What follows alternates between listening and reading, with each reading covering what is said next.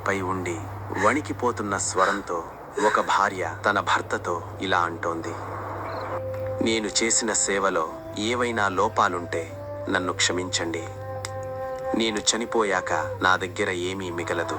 ఒకవేళ ఇస్లాం ప్రచారం కోసం నా ఎముకలు అమ్మి అయినా సహాయం చెయ్యాల్సి వస్తే ఆ పని చేయడానికి వెనుకాడకండి.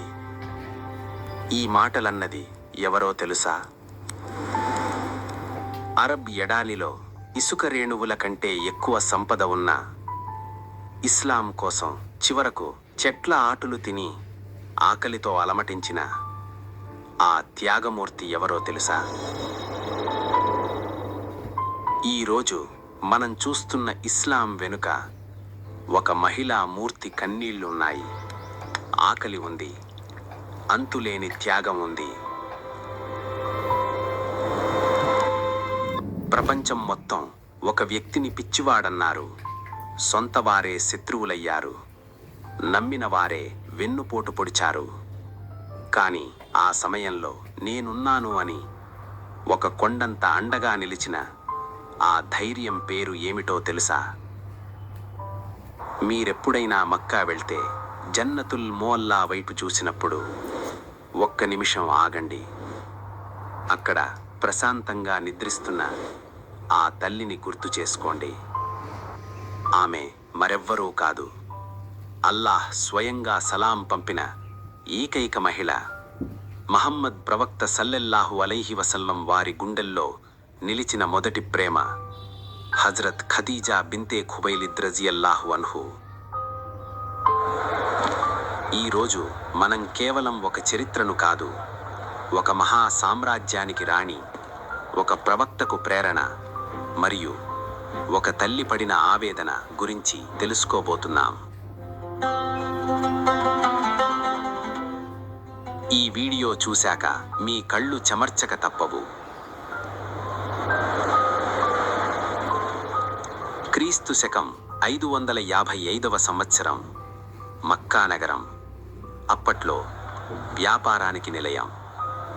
ఆ కాలంలో అక్కడ ఒక అసాధారణమైన మహిళ ఉండేది. ఆమె పేరు ఖదీజా.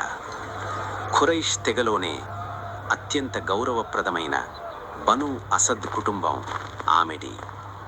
ఆమె సంపద ఎంతంటే అప్పట్లో మక్కాలోని వ్యాపారులందరి సరుకు ఒకవైపు ఉంటే ఖదీజా గారి ఒంటెల బిడారు సరుకు ఒక్కటే అంతకంటే ఎక్కువగా ఉండేది.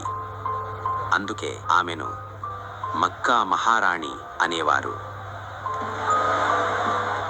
కానీ ఇంత సంపద ఉన్నా ఆమె గర్వపడలేదు.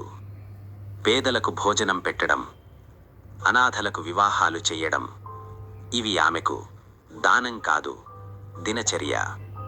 అందుకే ప్రపంచం ఆమెను అల్ తాహిరా అంటే అత్యంత పవిత్రమైనది అని పిలిచేది.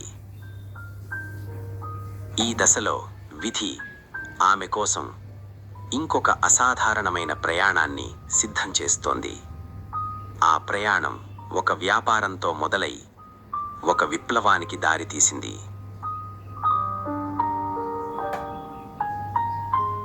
వ్యాపారం కోసం ఆమెకు ఒక నమ్మకస్తుడైన వ్యక్తి కావాలి. అప్పుడు ఆమెకు 25 ఏళ్ల ఒక యువకుడి గురించి తెలిసింది. ఆయన పేరే ముహమ్మద్ సల్లెల్లాహు అలైహి వసల్లం.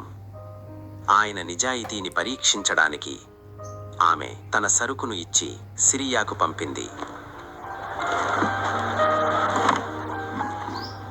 ఆయన తిరిగి వచ్చాక ఆమె బానిస మైసరా ఒక విషయం చెప్పాడు. నేను ఎందరినో చూశాను, కానీ ఈయన లాంటి మనిషిని చూడలేదు. ఎండ ఎక్కువగా ఉన్నప్పుడు మేఘాలు ఆయనకు గొడుగులా నీడను ఇచ్చాయి. ఆయన వ్యాపారం చేస్తే రాయి కూడా బంగారమవుతోంది. ఈ మాటలు విన్న ఖదీజా గారికి ఆయనపై గౌరవం పెరిగింది. అది కేవలం వ్యాపార బంధం కాదు, ఒక దైవిక బంధానికి పునాది. ఇది కేవలం పరిచయం కాదు, ఇది ఒక చరిత్ర ప్రారంభం. 1400 ఏళ్ల క్రితం ఒక మహిళ వివాహ ప్రతిపాదన చేయడమంటే సామాన్యం కాదు. కానీ ఖదీజా గారు ధైర్యంగా ముందుకు వచ్చారు. ఆమె వయస్సు 40, ఆయన వయస్సు 25. సమాజం ఏమనుకుంటుందో అని ఆమె భయపడలేదు. నీ నిజాయితీ నాకు నచ్చింది, నన్ను వివాహం చేసుకుంటావా అని అడిగారు. ఆ వివాహం మక్కా చరిత్రలోనే అత్యంత అందమైన ఘట్టం.